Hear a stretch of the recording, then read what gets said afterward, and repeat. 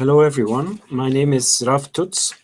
I am the director of the program division of United Nations Habitat.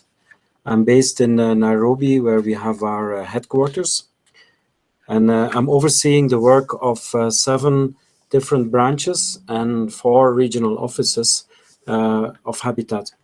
I was, until September last year, the coordinator of urban planning and design. And it's in that capacity that I'm working on this webinar today. I have been promoting the concept of sustainable cities throughout my career.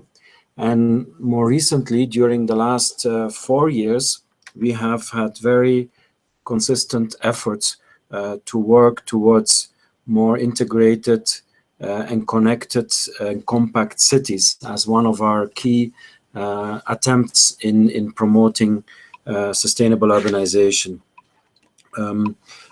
Before that, I've also worked in other capacities with UN Habitat on issues of housing, issues of environmental planning, climate change, capacity development, and such. And also, I think important to notice that I have been leading our agency's engagement with the Sustainable Development Goals, 2030 Agenda, and of course, also related to the new urban agenda that was approved last October in Quito. So this is a little bit who I am. I'm an architect by profession, and I graduated at the University of Leuven in Belgium. Let me take a few minutes now to focus on the key messages of the 2 MOOC sessions that I facilitated, focusing on land management, on planning, and environmental planning in general, and with also some references to housing and slum upgrading. So I think starting with the key elements on planning, it's important to put planning into perspective in the sense that planning has regained importance over the past 10 years or so, gradually every year more and more. After a whole period, I would say in the 90s and the beginning of 2000s, where planning was in disgrace, was not seen as something that was useful for steering sustainable development. But that has changed now through different international recognitions, through planning professions, also through the Sustainable Development Goals and the new urban agenda. It's important to emphasize planning across different scales. Planning takes place from very large scales of across even country boundaries down to very, very detailed scales of neighborhood design and public space design, but everything in between. So I'm really focusing on all these different levels, and I think it's important to have a good integration of these different levels in any planning context. I think it's important to note that the planning profession is very much underrepresented in developing countries, with very, very few planners, about 1 planner per 100,000 people in some African countries, compared to about 37 planners per 100,000 people in the United Kingdom. So you see that there are huge challenges in planning, but also there's huge capacity gaps, both in terms of quantity and in terms of the quality of the curricula of planners. Moving a few points on land, I think I want to clearly differentiate the profession of land management, land governance from planning, as land is really dealing specifically with rules and processes and structures related to the access to land, the control of land, and in which land is being managed in different territories.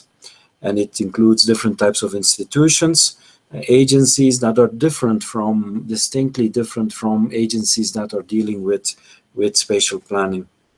It's important to recognize that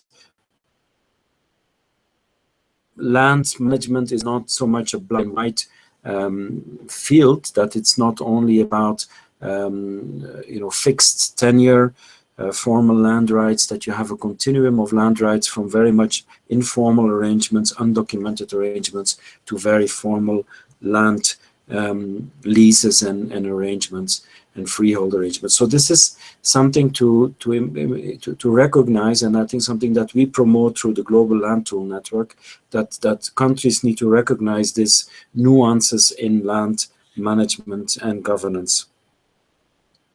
Another concept related to land that is not sufficiently understood is the importance of land value sharing. We often talk about land value capture, whereby private sector takes advantage of increased value of land through speculation and so on. But land value sharing, the systems that government can put into place to make sure that part of this added value flows back to the public sector and to the public good, I think is a very important element that is not sufficiently worked upon in the field of land management and planning. Moving to another point is the issue of environment, and how does environment really link to land and to planning.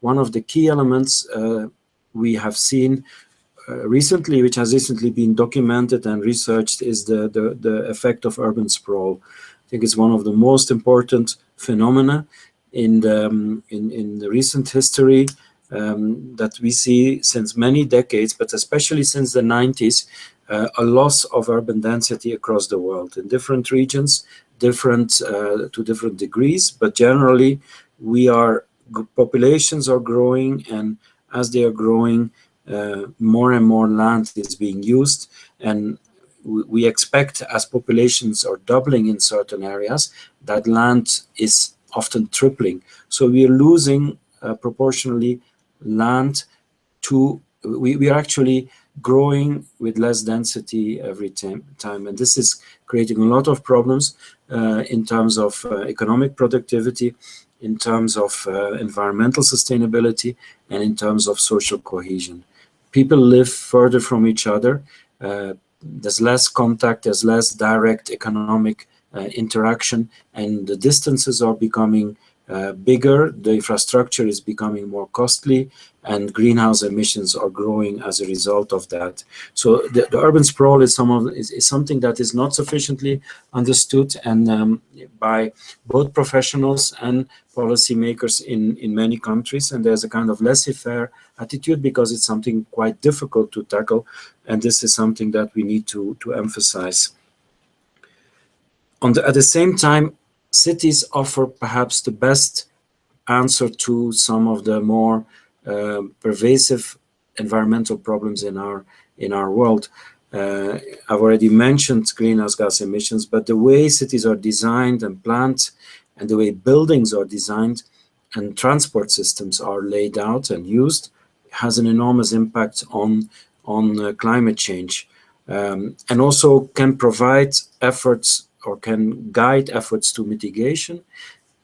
The other side of the coin is that cities, and the way they're configured and the way they're planned, and the way they deal with natural structures and natural resources, has an important impact on climate change adaptation related to flooding, related to heat island effect, etc. So these connections between planning, climate change, environment are very strong and need to be taken advantage of as much as possible.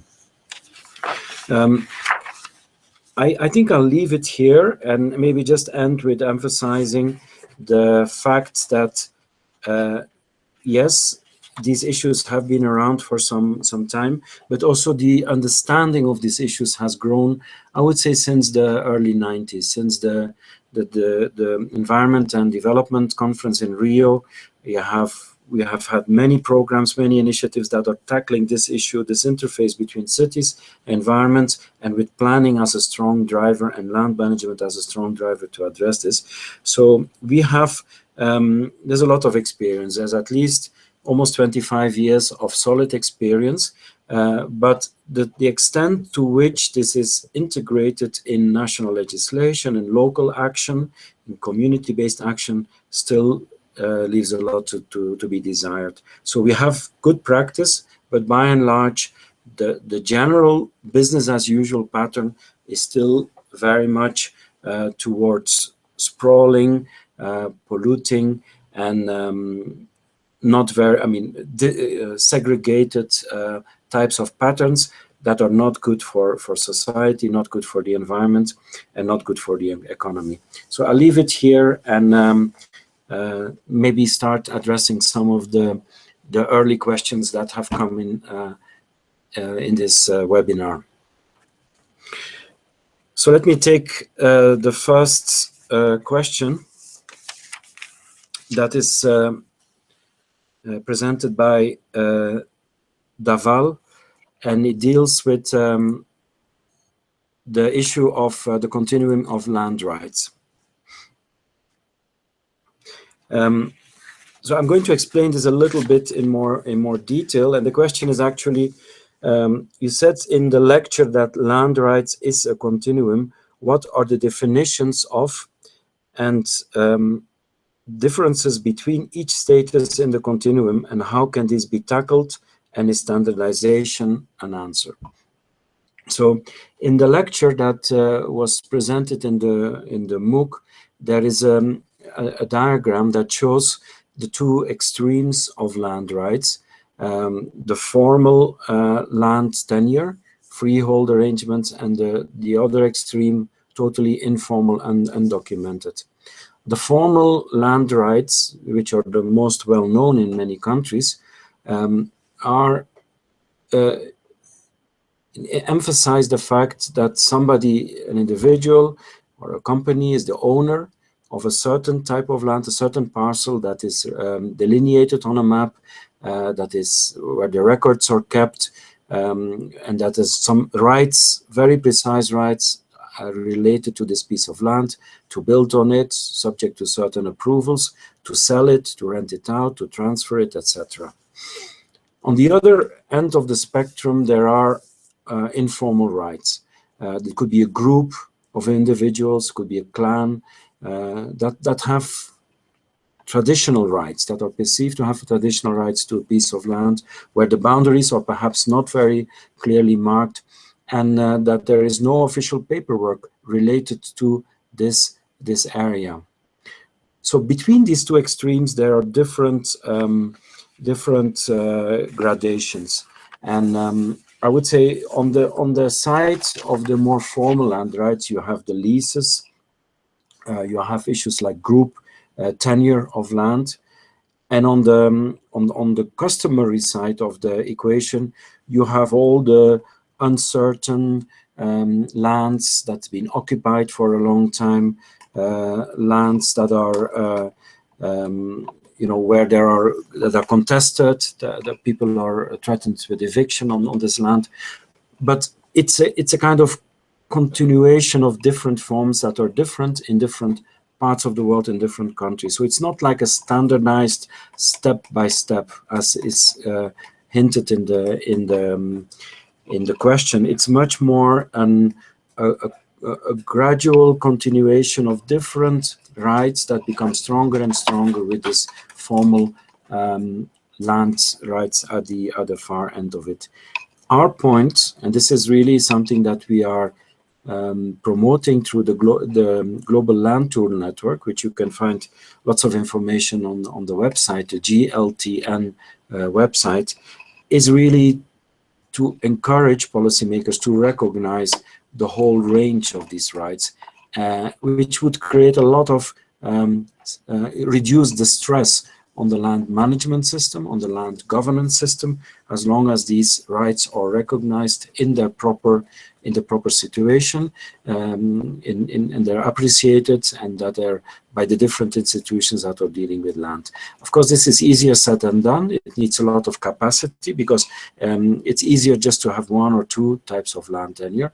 But if you have 5 or 6, or this continuation, you can reduce conflict, you can increase prosperity, productivity to a much larger extent. And of course, this stretches between urban and rural spheres of land. Let me now move to the second question, which is posed by Christina, who's asking, who are the actors involved in planning, and is everyone allowed to participate? Why and why not? So for that question, I think this is a question that has been very well addressed in our international guidelines on urban and territorial planning. This is a document that was approved by our Governing Council in 2015, and it provides an orientation, a compass for different actors to review their planning frameworks. And in this document, we lay out a number of issues and a number of principles related to planning, and then we also say who are the actors that are responsible for addressing these different issues.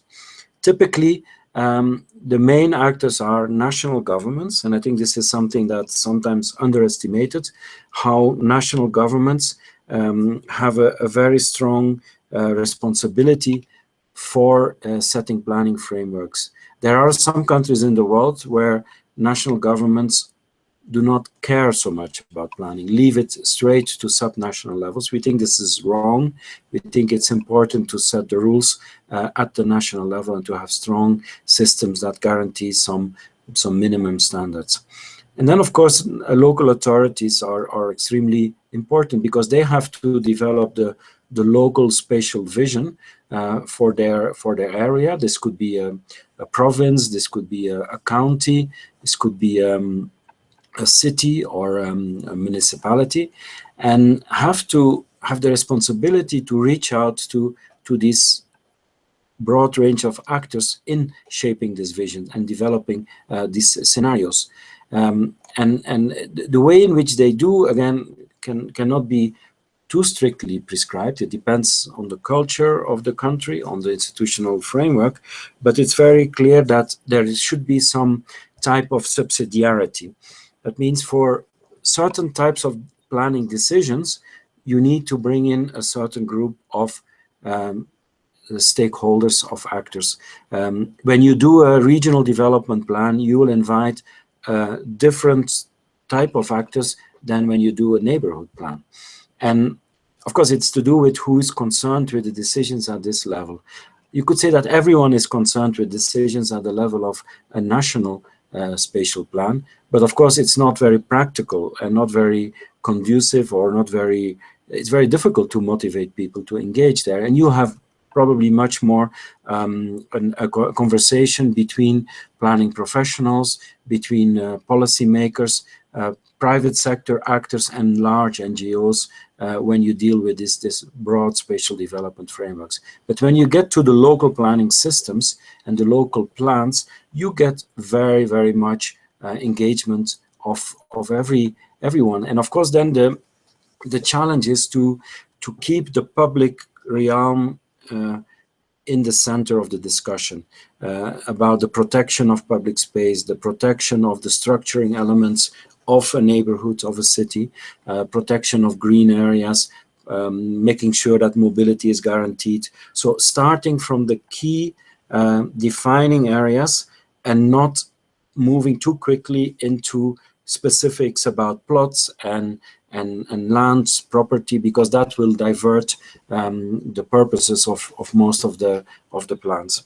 So yes, virtually everyone could get engaged, but not at every level, and we need to orient the discussions towards the prime purposes of the plans, that is protection of public goods and also assuring long-term sustainability of urban settlements, as well as also providing some security to private investments and private interests. So this is broadly the way in which the responsibilities are divided, but then you can go much deeper into what is the role of a civil society organization, for instance, in in planning, and what can they advocate for. And I think it's important to specifically differentiate between thematically based organizations and area-based associations in this regard. And when designing planning processes, to differentiate between these different groups. Some have a spatial stake, others have more of a thematic ideological stake.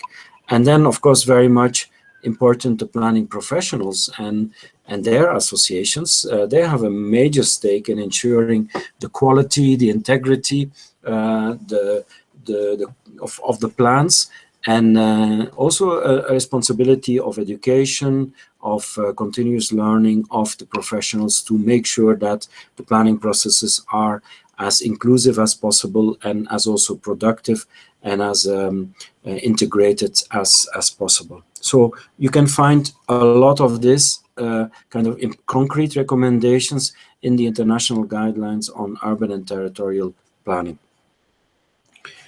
Let me now turn to the third question, which is a question asked by Boglarka.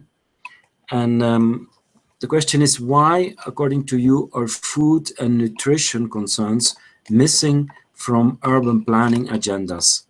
And how could they be practically included? It's a very good question. It is a question that is has gained a lot of, I would say, momentum in the last 2 years, especially around the Urban Food Policy Pact. Mayors and other representatives of local governments came together around the Milano Expo in 2015, I believe, to talk about feeding the planet, and with a strong local government emphasis. So they came up with a pact on urban food, and the issue there is, in a sub-issue in your question is basically, why is it that issues like air, water, shelter, and so on are typically taken care of in plans or in planning, and food is often missing? I think this is an issue whereby the differentiation between urban planning and territorial planning is seen as two different spheres. And I think we are now moving into an understanding of different spheres of planning as overlapping, whereby you have the concept of urban-rural linkages, which stresses the fact that different flows across urban and non-urban spheres are very important to ensure an equilibrium between these different spheres. And food is perhaps one of the most important, or food systems are one of the most important ways of bringing these two spheres together. The way the mayors in their work around the Urban Food Policy Pact in Milan, they oriented that around a number of themes which are important for this topic of food in cities. First, the importance to have a governance structure that creates an enabling environment for effective action on food. And this is again the role of local government to take the lead, to bring food on the agenda, to create, for instance, a multi-stakeholder platform or a food council that can discuss issues of food quality, price, supply in cities, and stimulate specific action. The second area they focused on was the issue of sustainable diets and nutrition, where again it is a responsibility of the city to look at guidelines that can enhance the quality of diets and nutrition, and also focus on issues like water and sanitation that have an enormous impact on food cycles. Then there was a focus on specific action for poverty, it's a universal concept, poverty related to people who don't have access to quality food, and the different systems that can be introduced to increase that, but also employment in the food system, and employment, the creation of employment, and supporting activities that are stimulating, providing food in the cities. And that brings us to the area of the whole production, the economic dimension of food in cities, the issue of urban agriculture, which is sometimes contested, but is seen as a good, sometimes temporary land use in cities. And depending on the institutional context, can be very, very helpful to bridge gaps in food security. Then there are different other issues like the distribution of food, which can be stimulated by local authorities, the waste of foods and how to manage or to reduce the food waste, which is promoted at the global level, at the national level in some cases, but where also local government and its institutions can do a lot to promote that. So I would say, yes, this is a topic that is perhaps not the most common in many planning cycles or in planning discourse, but the last 2 years there has been a lot of attention, and I think there's a lot of promise to move this even much further. Also, in a specific way, to look at food, water, and energy as a nexus of these three, as an important element of bringing together three essential resources of that can be looked at together and much more efficiently.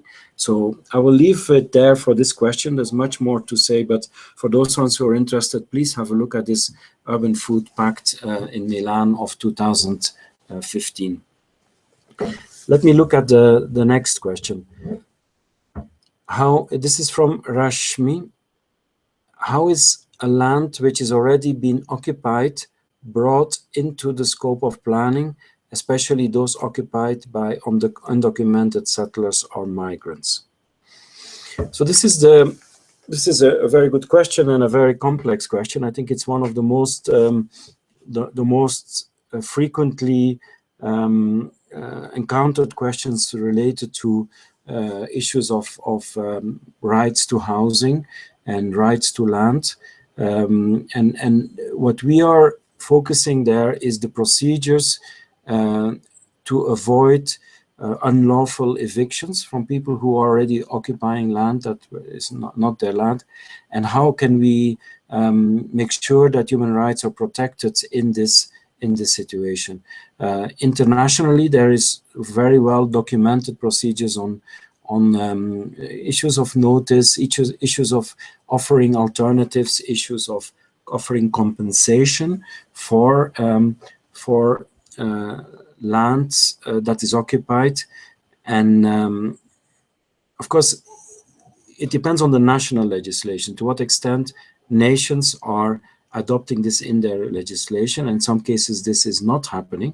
But for the United Nations, it's very important to always come out strongly in cases where countries do not follow these international guidelines on eviction.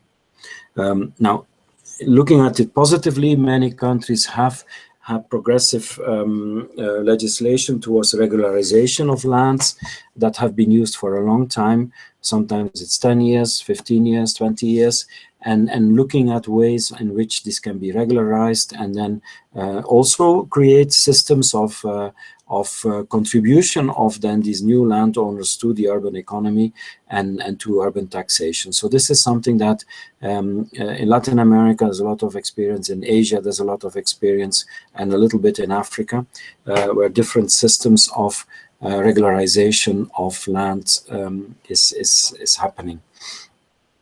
The next question is a question by Carlos. How can planning help with achieving decoupling, especially in already built out cities?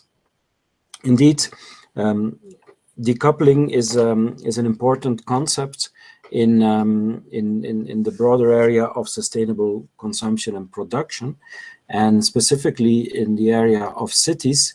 I would say that planning and building are very strong levers to stimulate decoupling.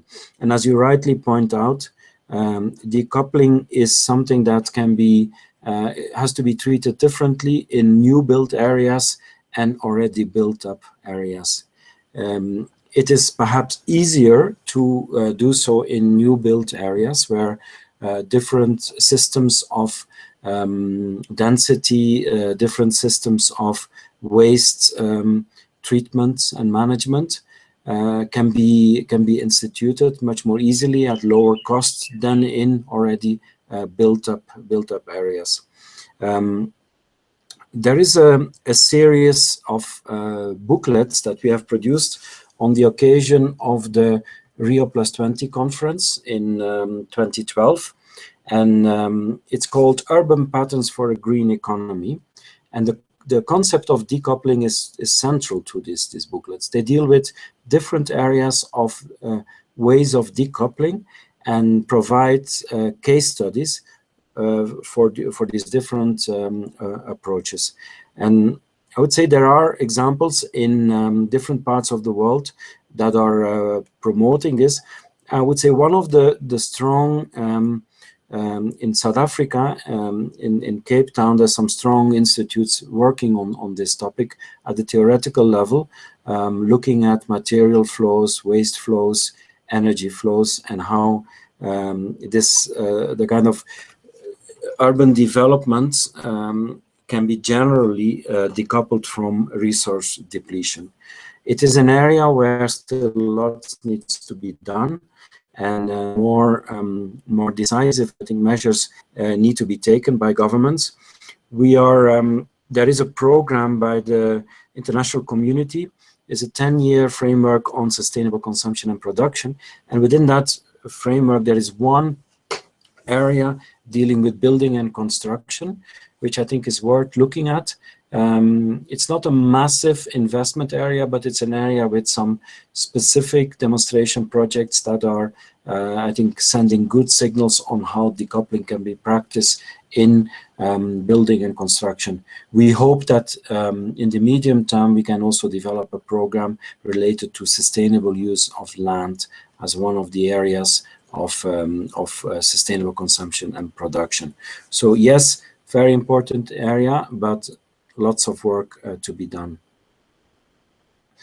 The next question is by Rashida, and Rashida is asking, the Paris Agreement has been ratified by several countries.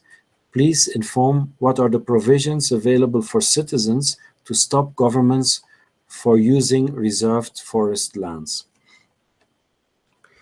Well, I'll be able to partly respond to this question. Indeed, the Paris Agreement has come up with the obligation of member states of the United Nations and of the Conference of Parties under the United Nations Framework on Climate Change to develop nationally determined contributions.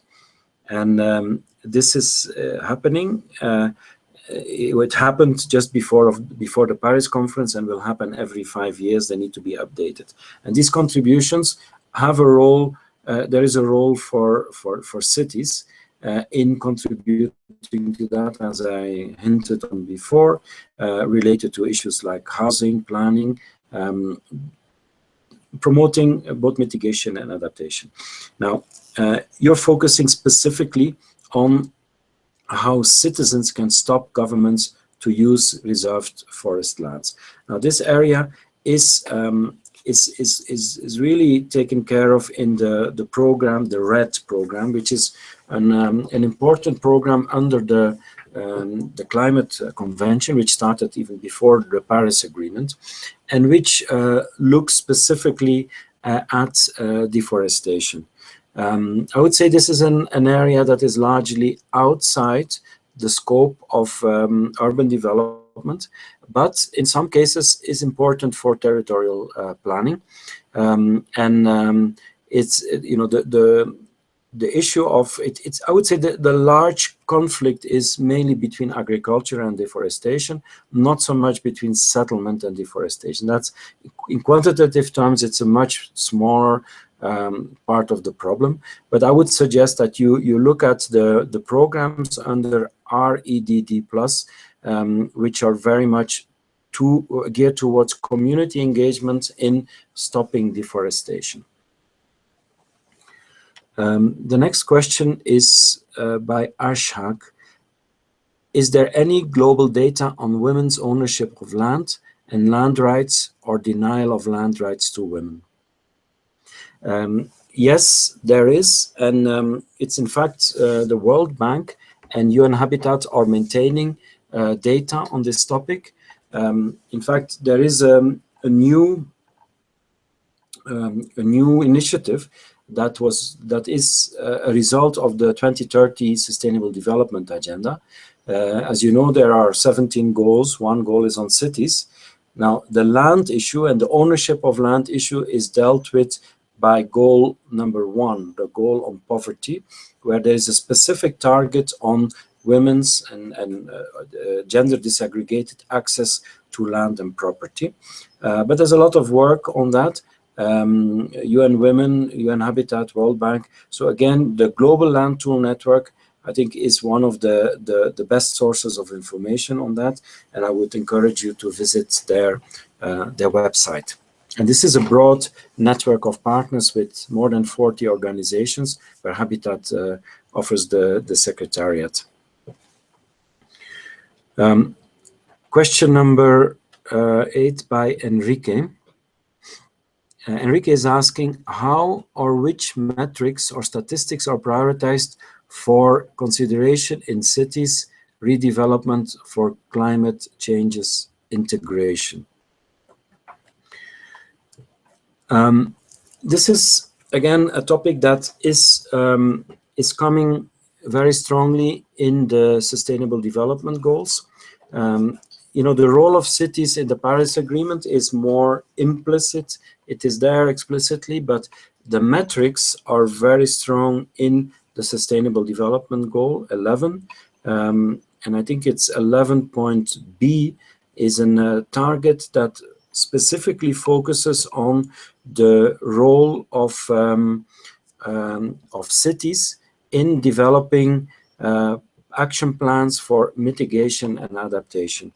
And different agencies have worked on that, the ISDR, UN Habitat, UNEP, and so on. And we are focusing very much on cities, intermediate cities in developing countries, on how to develop these action plans. We have developed specific guidance on the quality of such plans. So the first step is to develop a good quality plan that is ambitious, that is inclusive, and that focuses on the different actors and contributors to climate action.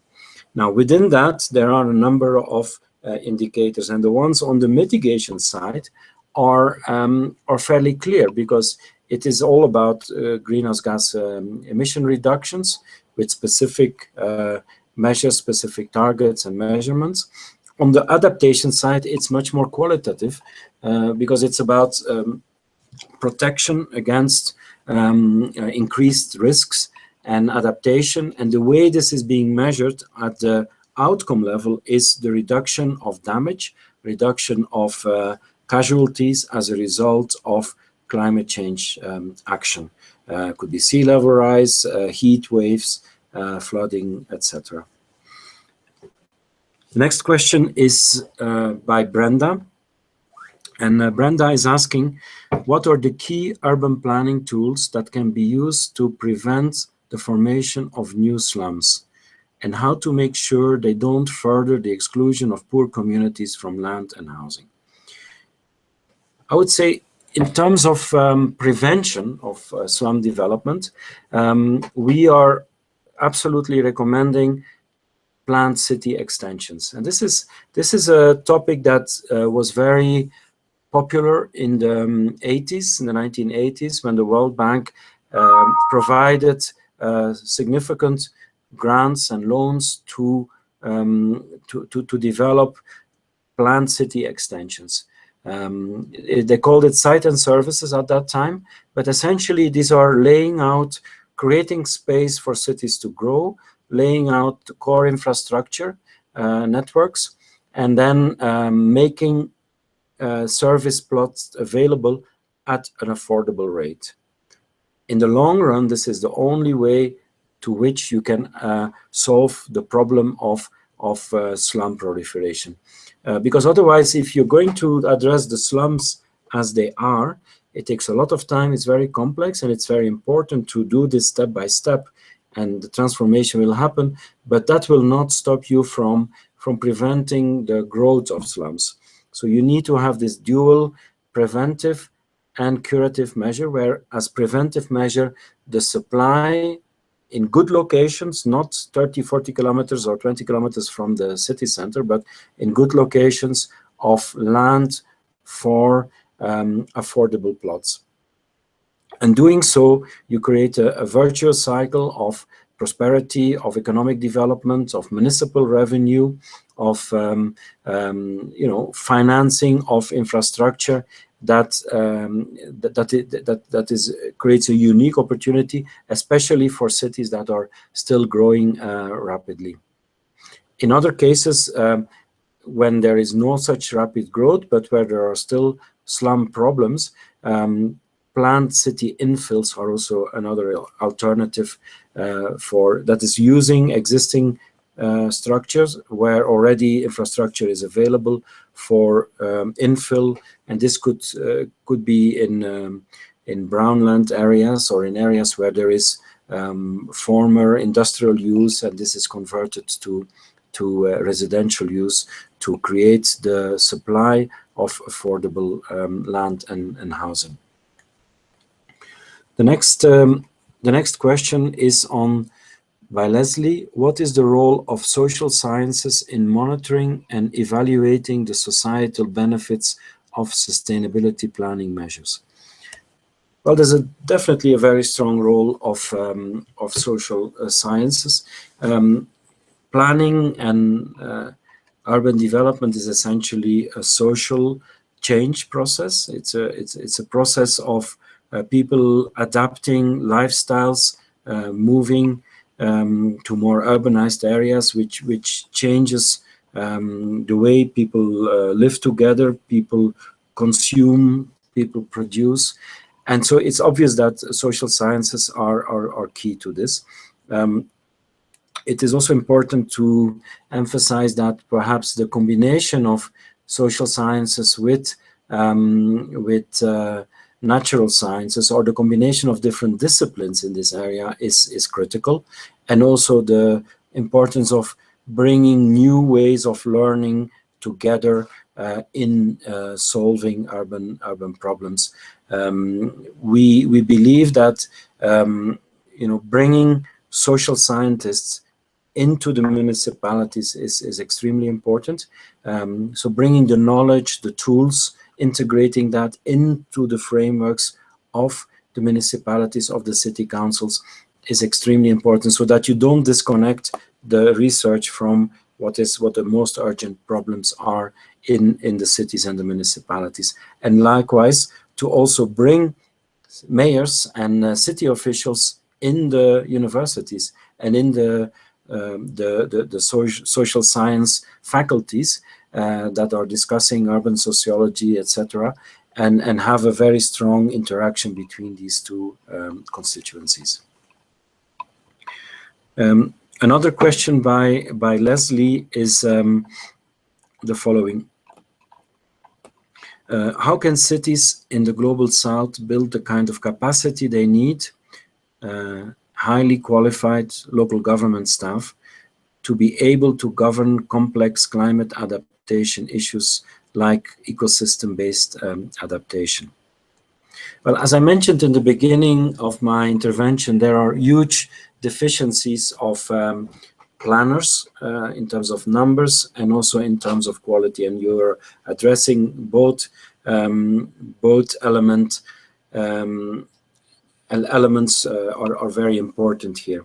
Now, the issue of quantity is not easy, because it is a bit of a vicious cycle, in the sense that cities do not have resources, so they cannot recruit planners, and therefore the planning systems are weak, and therefore resources cannot be sufficiently generated through the added value of planning. So you get a bit of a vicious cycle, but we need to get back to the basics there. You know, sometimes cities are jumping several stages. They jump into very sophisticated areas that are often introduced by you know, by agencies that have very sectoral concerns, without having the fundamentals in place. The fundamentals meaning the regulations, the rules that allow cities to plan properly, to capture part of the increased value of urbanization, to protect public space. And this has to be in place before you can get to the next stage, like, for instance, issues to do with climate adaptation measures. Because essentially, if you plan a city well, and if you plan with adequate public space, and if you plan with protection of natural and let's say blue and green infrastructure in mind, then automatically you're going to be much ahead in your climate change adaptation strategies, and be able to use ecosystem-based approaches to adaptation. So we're insisting that get the basics right, and then automatically it will be much easier with limited planning capacity to also have the ground rules right in terms of more complex issues like the ones you're raising. I think it's almost getting time now, so I would like to conclude with a few final remarks based on the discussion here, on the questions, and some of the issues that already came up in the MOOC lectures. First of all, I think we need to recognize that it is important to bring greater authority and finance to the local level, so that cities can manage and enforce planning and land use regulations at the local level with the adequate capacity at the municipal level, at the metropolitan level. This is something that is fundamental, and that without that it will be impossible to really further this issue. An issue of authority and capacity. Second point, urban form should take shape with residents and other stakeholders to make it locally relevant, to emphasize the issues of local benefit, resilience, productivity, can only be done in close consultation between municipal authorities, professional planners, and the residents. Another point is the importance of integration. We see still too often monosectoral approaches towards planning, and I think we need to move towards intersectoral, across the scales, and across generations. So we need to look at tools that can bridge these different spheres, integration across sectors, across geographic scales, and across different time scales. The fourth point I want to emphasize is there is a growing fuzziness in the borders of planning and land management. That we see human activities expand beyond traditional boundaries, and we need to adapt our systems accordingly. And this is connecting to the questions on food systems and different systems that flow across boundaries between urban areas and the rural hinterland. And we need to find ways of integrating that for the benefit of all, leaving no one behind in both urban and rural areas. The fifth conclusion is that we still see insufficient political will in many countries to create the appropriate frameworks for planning. And we see still too much a laissez-faire attitude, whereby the private sector gets a very free range to engage, to invest, with very little benefits for the public sector. It's very important to emphasize that private sector engagement is critical, but within rules and regulations that are set by a democratically elected and responsible local government. Sixth question, or sixth conclusion, last conclusion, is to do with the global processes. We have come a long way since 1992. The topics have moved on. We have made a lot of progress in terms of sensitization at the international level, and we don't have shortage of documents and agendas and good practices. The challenge is to scale up massively in countries that are not yet embracing these different principles of urban sustainability. And still there's a lot of work to be done, but also in countries that are much more advanced and that have already lots of good practice in this area. The job is never finished. Urban sustainability is not something that is easy to fix, that can never be fixed for good. It's a long haul process that needs constant attention and constant push by citizens to reach higher standards. I leave it here, and thank you very much for your attention in this webinar. Thanks.